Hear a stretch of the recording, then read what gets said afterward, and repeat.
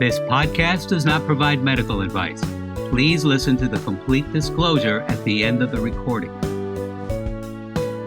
Hello, everyone, and welcome to Everyone Dies, the podcast where we talk about serious illness, dying, death, and bereavement.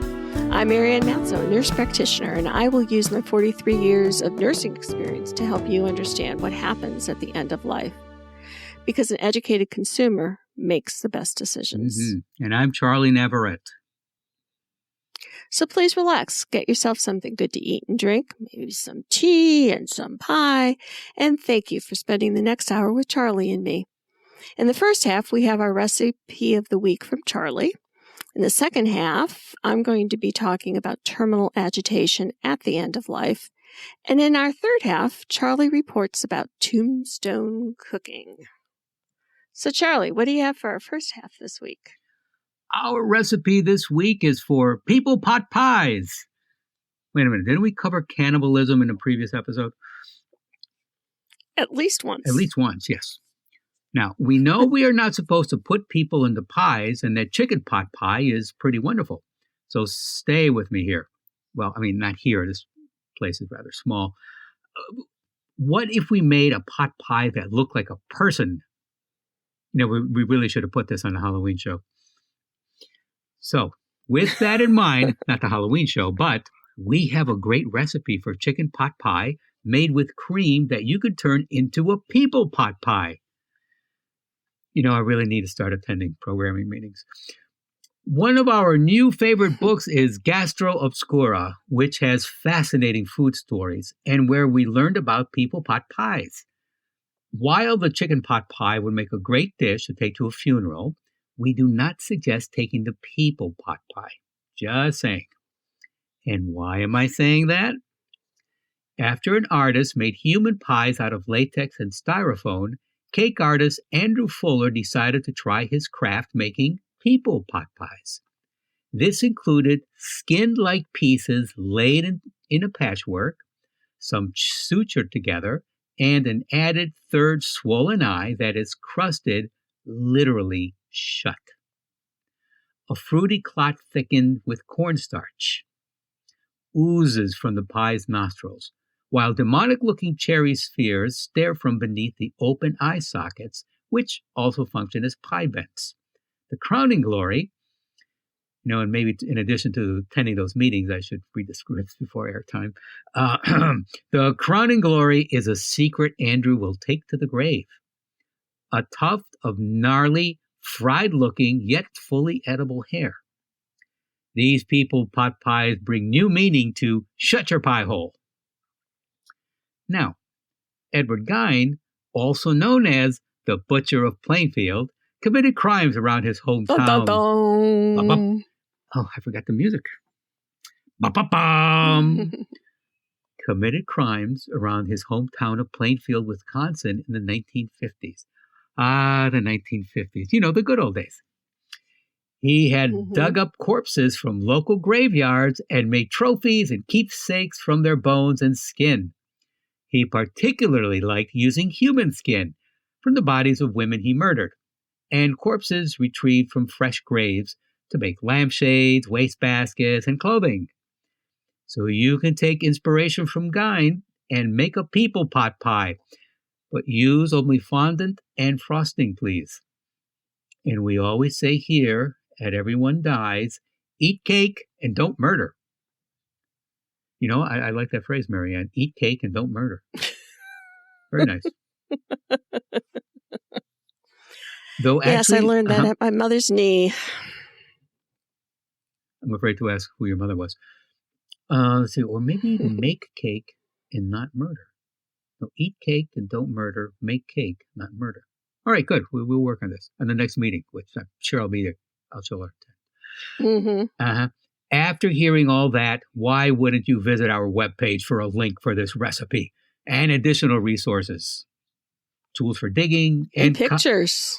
And pictures, tools for digging, and condiments for this program. We hope you will follow us on Facebook and Instagram, and remember to please rate and review this podcast. As a nonprofit organization, we are dependent on the kindness of strangers and occasional strangeness, and always appreciate your donations. please go to our webpage to donate in support of our work at www.everyonedies.org. That's every, the number one, dies.org. Marianne? Well, those pictures are something you can never get out of your head. So we're continuing our series about the last hours of living, Charlie, and talking about terminal delirium. Now, terminal delirium can occur in a person at the end of life, and it shows itself as confusion, anxiety, agitation, restlessness. You can have restlessness with delirium. You can have any or all of these symptoms. Now, these can be distressing symptoms for patients and their families, and it's estimated that up to 80% of patients are going to develop delirium at the end of life. So let's talk about what these words mean. Confusion is a mental state in which a person reacts inappropriately to their environment because they're confused or disoriented. Now, it can happen as a side effect of medications. It can be caused by the dying process itself. Anxiety is the biological and emotional reaction to stressful situations, including the approach of death. The patient could experience dread, danger, or tension with bodily symptoms like shortness of breath, nausea, diarrhea. They can moan or grimace,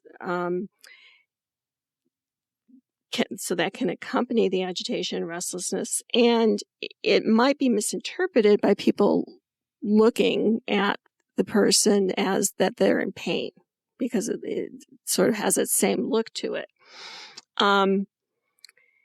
The patient can have that restless look, can be making repetitive motions like pulling on the clothing or the sheets. You'll see people just like picking at the sheets, pulling at them.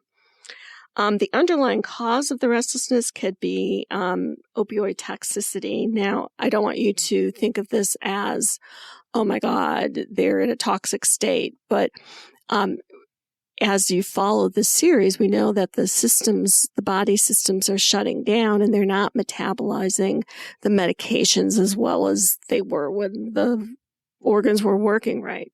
And so as the body's shutting down, it can start to build up, and so that you will see this terminal delirium. The person could have a lower seizure threshold, or they can have something as simple as a full bladder or bowel.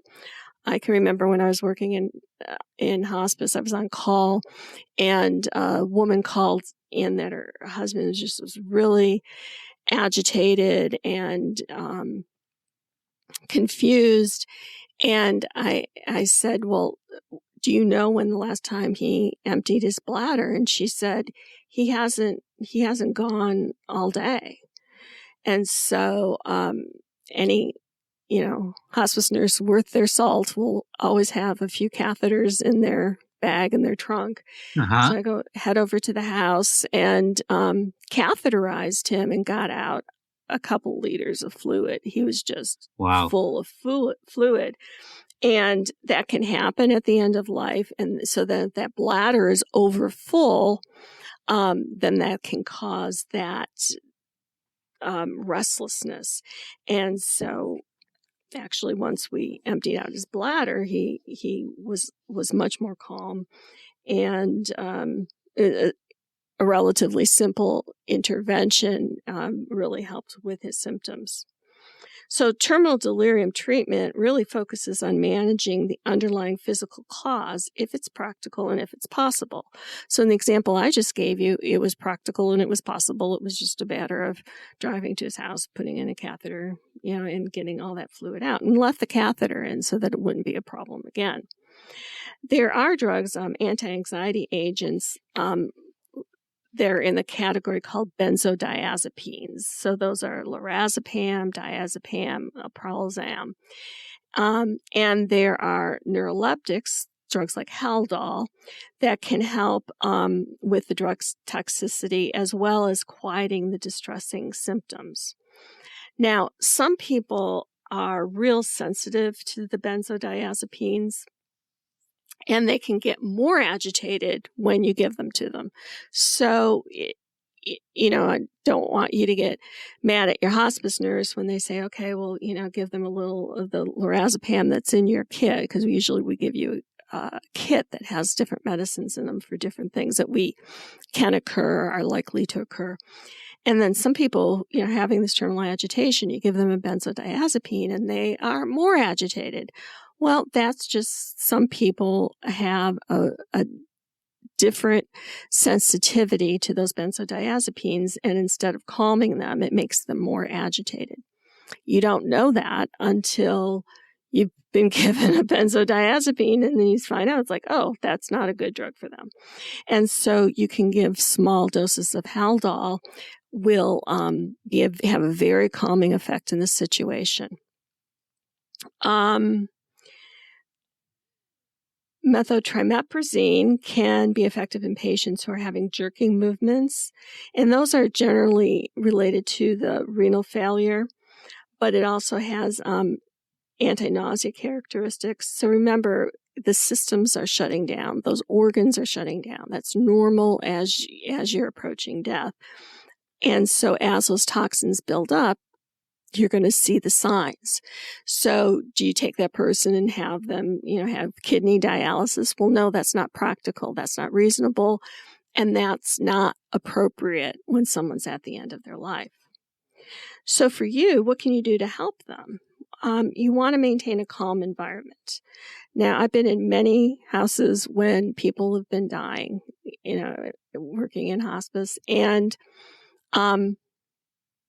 or in even family members' houses as they've been dying, and it can be calm or it could be chaos.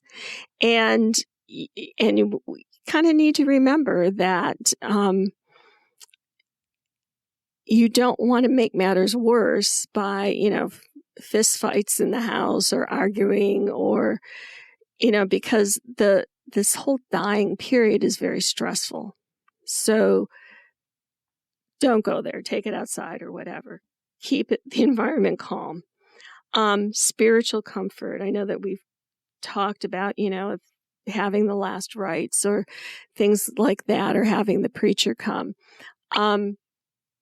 That's an individual decision. Some people, like I've said, will want to hedge their bets and say, yeah, have everybody come and give me the last rites. I don't, just like make sure that we cover all the bases. Some people say they don't want it.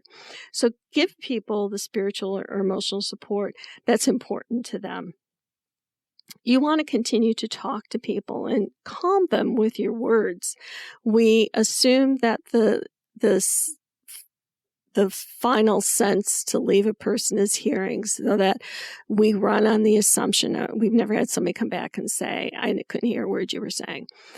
We assume that they're able to hear us. So talk to them, be soothing. You can do light massage on the arms, the back, or the forehead, can be very soothing. Some people don't want to be touched. So try it, see how they feel.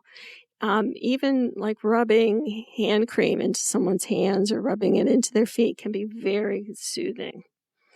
You can use soft music and low lights, can be very effective. But, if they were into different kind of music, I've been in homes where people dying and, the country music is blaring, and that's the kind of music that the patient wanted. And so that's what it was. Yeah, exactly. It's always, as you've been saying, it's just, what the patient wants. Because I know sometimes I've spoken with people and it's more what they want than, the survivors, the family members or friends. It's more what they want rather than what the patient wants.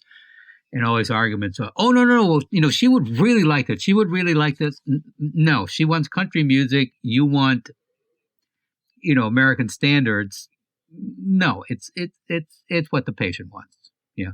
Right. Yeah. And, if, and look at, see what their reaction is to it. I had one family who the mom loved Christmas songs, and it was the middle of summer, and they brought in, a CD or whatever it was, CDs or, tapes. I don't know how long ago it was, of Christmas music, because that's what she liked, and they just played Christmas music and they sang along with it. And I would imagine that for her, it was really nice. It's been suggested that the number of people in the room should be decreased if there's a lot of activity.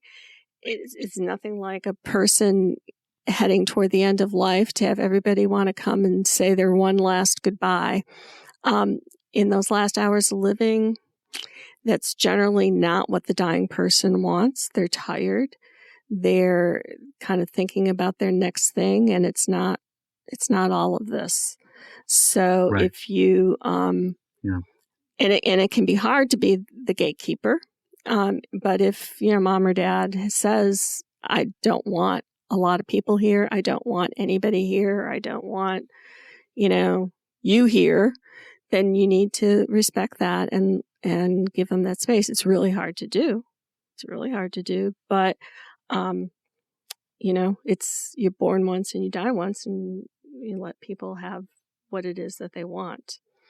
Don't ask the patients a lot of questions. That can also make it very difficult on them and make them more agitated. Oh, Mom, do you remember Sally from third grade? No, don't do that. Don't ask a lot of questions. Just be calming.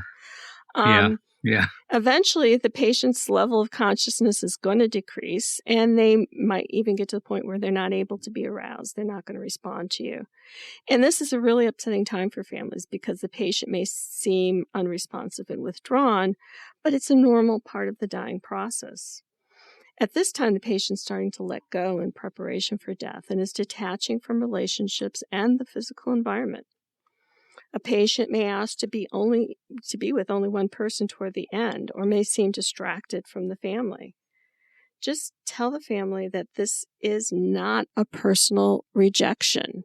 Other people, you're listening to this podcast, but I don't know if the rest of your family is going to listen to it. So you can say it's not a personal rejection. It's not because they don't like you. I mean, you might have a sister that you want to say you were never her favorite, but don't do that. That's not nice. So let the person disengage as they need to. So it's not a personal rejection. It's only another aspect of the dying process. Dying person may talk about seeing people who have already died, or talk about taking a trip with a long deceased relative. Patients can describe feeling separate from their bodies. This is a normal experience. It's not considered an hallucination. And we're going to talk in our next episode about near-death awareness. And so we'll get into that. So even if the person who you're saying goodbye to is unresponsive, encourage everybody to talk with them. What I do if I'm attending a death through hospice is I'll say to people, let everybody have 5 or 10 minutes alone, because there's work in the relationship that everybody, needs to be able to do. And they might not want to do it in front of the whole family. So you want to assume that the person who's dying can hear everything. And this is the time to take those, your own time to say goodbye. I'm sorry. I love you. Thank you. I'll miss you. And you can say, I forgive you for things that have happened. I want you to forgive me. The patient might have difficulty letting go. And this is the time to say that you're going to be okay. People will often, I've heard, there's this myth about, tell them it's okay. Tell them to go into the light. Tell them it's okay for them to die.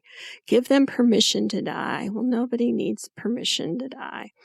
But what some people may be listening for is, I'm going to be okay. I'm going to be okay. And so you want to show that affection, touch them, let them know that they're going to be missed and that you're going to be okay. And then they can have that freedom to let go when they're ready. Yeah. Yes. Any questions about that, Charlie? No, it just what you were saying when when my mother died, it was the same thing. I was we all had a couple minutes, but I was the last one to leave, and I took her hand, and my grandmother died when my mother was 5, and my mother died at 91, and she just always missed her mother, and not. It was just a terrible way that there was just no support for her as a 5-year-old child as to with her mother when my grandmother died. So she would always talk about her mother and just wishing to see her, and that's what I told her. I go, listen, go see grandma. Spend that time with her. Tell her I said hi. Sorry I never met her. But yeah, now it's time to go be with her. Thanks for being here, and good night. Yeah, just that. So it was good. It was good.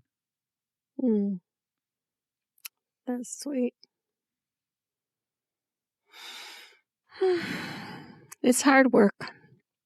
It's hard work to say goodbye. It is, because so many things, will come into play, and it's like you say, what has been the relationship, then the relationship between family members and friends, and all that can come into play when the focus should really be on the person who's dying, and that's it. And saying goodbye. Yep. Yeah. So what do you have for our third half today, Charles? Well, I think we need to follow up on the people pot pie. Because you just can't let it go, can you? Well, goodness knows. Just can't let it go. One cannot have enough people pot pie. PPP. So, with that in mind, I turned to a Tombstone cooking story. So, there's this businessman, Peter J. Weller, died young in 1849. He was 48. About 25 years later, he is moved to another cemetery. But somewhere between points A and B, his headstone gets lost. So this past spring, I think it was spring, but it was this year, some auction house. Marianne, did I mention that this was in Michigan? No. Where? Of course not. I just started the story. Oh, shoot. See, that's why I should never segue. It was in, you know what? It was in Lower Michigan, not in the Upper Peninsula. It was in the Lower Peninsula. Well, that's a lot of acreage. Yeah. Just think of the hand, ladies and gentlemen. Think back to school. It was that. It wasn't by the thumb. It was, I believe, somewhere above Lansing. I could be mistaken. Don't quote me on this. Okay. So, so anyway, yes, in Michigan. So, the owner of an old house moved to a nursing home. And then an auction, people from an auction house visited the owner's house to appraise what was left behind. Well, they found a 5-foot-long white granite slab, flipped it over, and it was a tombstone. And I don't mean the pizza. Yes. Now, so they asked the family, but no one knew where this thing had come from. They just said, we used the backside of it to make fudge. No one ever thought of looking at the bottom. They had no idea if they've been using a tombstone. But it was in pretty bad shape. Eventually, the headstone was cleaned, and along with 2 other monuments for Weller's daughters. So, the band is all back together again. And just when you thought it was safe for future gravestones, that future gravestones would be fudge-free. You thought it was safe to go back in the cemetery? Back in the cemetery for fudge-free tombstones. In Logan Cemetery, in Logan, Utah, Catherine K. Andrews headstone includes a recipe for Kay's fudge. She had told her children, yes, indeed, this is America. Remember, we have our rights. She had told her children she wanted the fudge recipe to be on the monument she would share with her husband. And whatever Lola wants, Lola gets, and they granted her wish. Mrs. Andrews died in 2019, aged 97. You know, Marianne, my dad turns 97 this year. Really? Yeah, 97. God, where has the time gone? I know. West. He was just a spring chicken of 70. Yes, not that, 27 years ago. So at the cemetery, after Mrs. Andrews died, the monument was uncovered and the recipe was there, but required a tablespoon of vanilla rather than a teaspoon. This is not the place you want a typo, but it's been taken care of. There is a picture and a link to pictures of the Weller headstones and Mrs. Andrews' monumental recipe on our website, www.everyonedies.org. And that's it for this week's Episcopades of Everyone Dies. Thank you for listening, and remember to tip your waiter generously. This is Charlie Navarrete, reminding you of Thomas Brown's observation that death is the cure for all diseases. And I'm Marianne Matzo, and we will see you next week. Remember, eat cake and don't murder. And every day is a gift. Bye. Bye. This podcast does not provide medical advice. All discussion on this podcast, such as treatments, dosages, outcomes, charts, patient profiles, advice, messages, and any other discussion are for informational purposes only and are not a substitute for professional medical advice or treatment. Always seek the advice of your primary care practitioner or other qualified health providers with any questions that you may have regarding your health. Never disregard professional medical advice or delay in seeking it because of something you have heard from this podcast. If you think you may have a medical emergency, call your doctor or 911 immediately. Everyone Dies does not recommend or endorse any specific tests, practitioners, products, procedures, opinions, or other information that may be mentioned in this podcast. Reliance on any information provided in this podcast by persons appearing on this podcast at the invitation of Everyone Dies or by other members is solely at your own risk.